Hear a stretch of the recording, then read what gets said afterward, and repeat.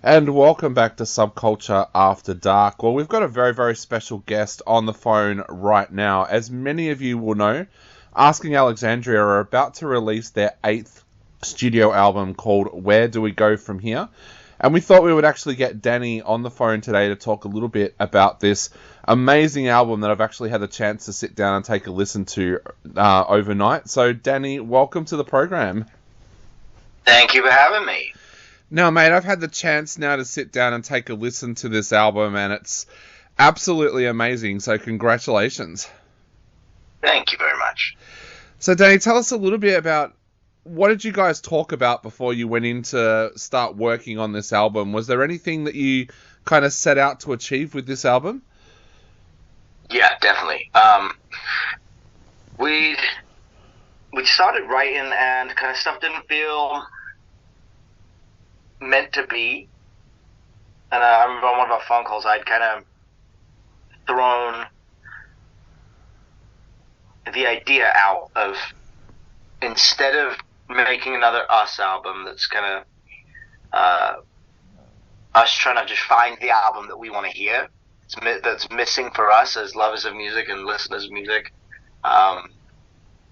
do an album for, quote unquote, for them. And we've all these different kind of pockets of fans from over the years, some of which, especially those who the favorite musics and eras of Alexandria are those earlier works, that felt a little bit underrepresented or underappreciated or left behind over the last decade. So we wanted to try and tap into all the different pockets of fan base we have from the last 15 years and create something so there's something for everyone. And focus less on ourselves and making the album we want to listen to and more on, the album that our fans and the people who are listening to our music want to listen to. Yeah. Especially the last album was so personal, and it was such a, both in context and just as a journey for us, that it felt important to do. We did one for us, do one for them. So how did you go about doing that? Did you go back and look at old albums and work out what people liked about that album? Did you talk to fans? How did you go on that journey to discover how to make an album for them? We do understand that it is a completely impossible task, and people on the internet will be mad at us regardless, especially the very grounded and stable people who live in comment sections who are so very nice to me.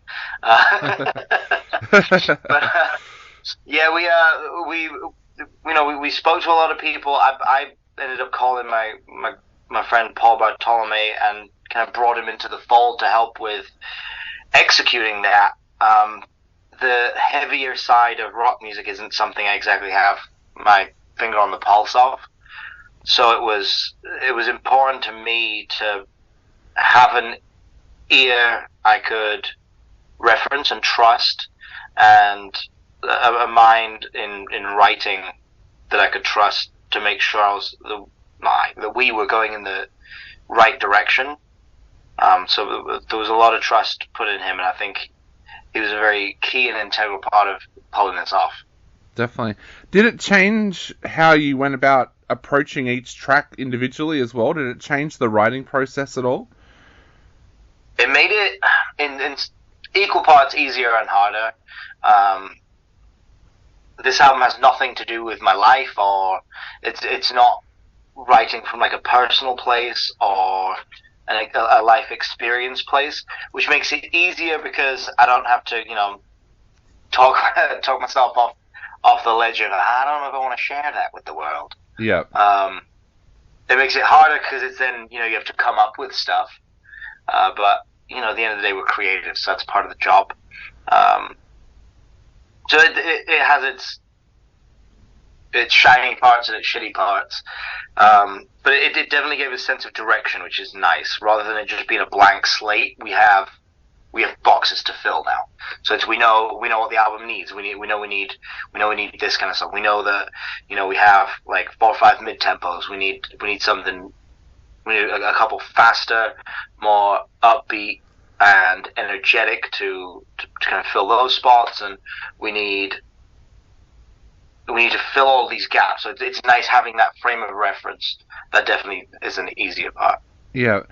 Even though, like you said before, it's not so much of a personal album, there's still some very deep lyrics on there. Like, even if you listen to the lyrics of Psycho, it's a pretty deep track with some of the things that it's delving into. Did it even make you think about those things when you sat down and read those lyrics? Psycho was all Paul. Yeah. I think I have my thumbprint on like a couple parts, but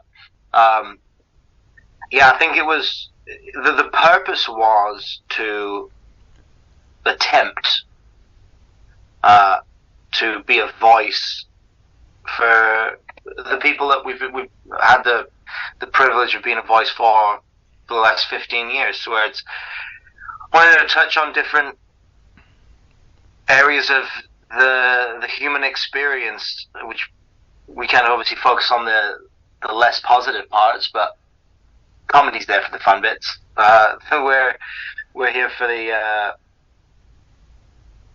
other side. Yeah. So people feel a little bit less alone. So touching on those kind of topics and those themes has always been an important part of it. Do you think there was an individual moment or something that kind of made you want to make this album for the fans? Like, I know a lot of bands out there came to the realization of what their fans meant to them during the pandemic because so many fans reached out to bands during that time. Was it something like that kind of sparked that interest in doing this album? Well, we had the unique pleasure of we didn't stop during any of the lockdowns. We put out an album, wrote and recorded another album that came out right on the tail end. So that whole period of time, with all the respect to people who were affected by it, had kind of no impact on how the band works or any of the subject matter. And I've been very purposeful not including it because I don't want to either date the songs by including stuff like that, but it's also I don't have an interest in making music about it. Yeah. So I've purposely stayed very clear of it. It was more so. It's hard to explain. It felt right, and it felt like the appropriate and right thing to be doing. It felt like the right album to make. Now felt like the right time to make it. Yeah. It was kind of just everything fell in a line. It was more of a gut feeling than anything else. Definitely, yeah. And of course, you worked with Matt Good on this album. Mm-hmm. Tell us a little bit about Matt and what he feels what he brought to the album as well. We've done it's our third. Yeah. So, yeah, third record with Matt.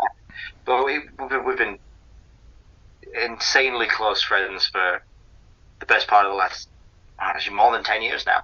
Yeah. So he's always been a giant part of our lives. So being able to work with him in this capacity is great. He's very much a sixth member of the band when it comes to studio stuff. And having someone that we're already so close to, we don't need to get to know. We're all comfortable being very upfront with each other and very forward with each other. We don't have to tiptoe around and figure out, like, hey, where are people's lines? Like, is it okay to say, like, how are they going to feel if we tell them this? How do they take criticism? How do they take adjustments? So we know each other so well that it's just such an easy environment to work in. Yeah. We did the whole thing remotely. He flew out here to my house for, I'd say probably about 2/3, 3/4 of it. The rest I did by myself. So it's great. He flew out, we ate steak, we sang. Yeah. We talked a little bit before about the lyrics, but also I want to talk about the sound of this album as well, because melding all those kind of past sounds together, it's kind of given you guys a new sound on this album as well. Was that something you were aware of when you were recording? No. It's something that keeps being brought up to me, and I don't know if it's because I'm just so deep on the other side of it that I don't particularly notice. But no, it wasn't anything that jumped out at me. It was just we were, making this album it felt like a bit of everything. Yeah. So I'm glad from the outside that it feels like that. Yeah. Inside, you just feel like it's kind of that same process of like, there's another song, because I think I put out, well, not put it out, but I'm in recording at least 1 to 2 songs every week anyway. So the ones that go on the album are kind of then just their own collection. Yeah. You mentioned before about people can be pretty ruthless on the internet these days in comment sections, and yeah, as a journalist, I cop that as well. Having a radio show, people let us know if they're not very happy with things. Does that make you nervous when you bring out an album? Like, do you get really nervous about what those comments are going to be like, or is there still an excitement there when you bring out a new album? Definitely not nervous. More so because I read them, and it does ruin my day. But I know they're there. Yep. There's never a time that they're not. So I think I'm just so jaded to it that there's no nerves because I expect it. The day that we put something out, and I mean this has been since our second album. The day that we put something out and people don't hate it, I'll be very surprised. Yeah. We've always had the curse of the album before the last one is everyone's favorite. Yeah. People complained about every single album we ever made, so it's 3 years, 4 years down the line, it's their favorite album at that point, and they wish we still sounded like that. So that's kind of the cross we've learned to bear. Yeah. So I'm not nervous, no.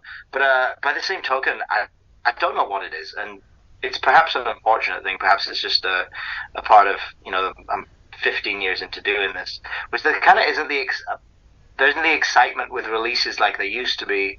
I have a very different outlook on it now. Yeah. There used to be these very big excited highs for the release, whereas now the release is the end. Yeah. Rather than the beginning. I think I just have a different outlook because it's the release is basically like I get to close that book now and put that away and start working on the next one, because that's the part I love. I love the writing and the recording and making it, and then as soon as it's out, I can't change anything. So I'm thinking about it all the way up until release, and then that's close. I'm like, cool. I don't even think about it again. It's like the next day, or even sometimes the same day, I'm starting work on the next one.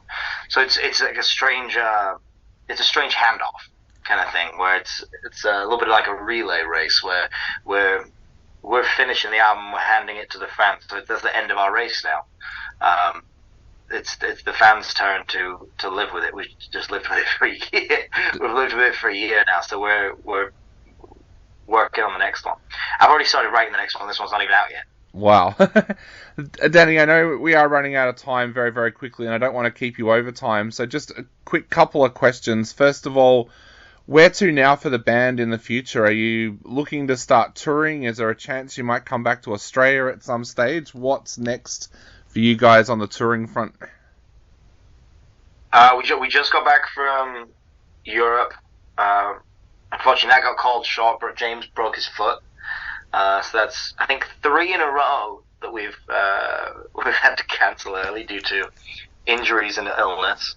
I hope that curse doesn't continue. Exactly. We head out here in the US in 5 weeks as of today.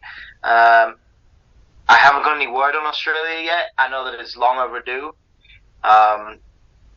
Obviously, the last one got cut off due to people coughing everywhere. Yeah. So we'll see where that reschedule comes up. But I haven't heard word yet. But I await eagerly the email and or phone call. Definitely. And mate, to finish off the interview, what would you like to say to your fans out there before they go out and grab a copy of this great new album? Oh, please grab 2. Grab 2. The guys have children. They need to feed them. I have no children, but I'd like to buy a helicopter. And my accountant tells me I'm wildly not rich enough for it just yet, so I need you to buy and stream this album as much as possible.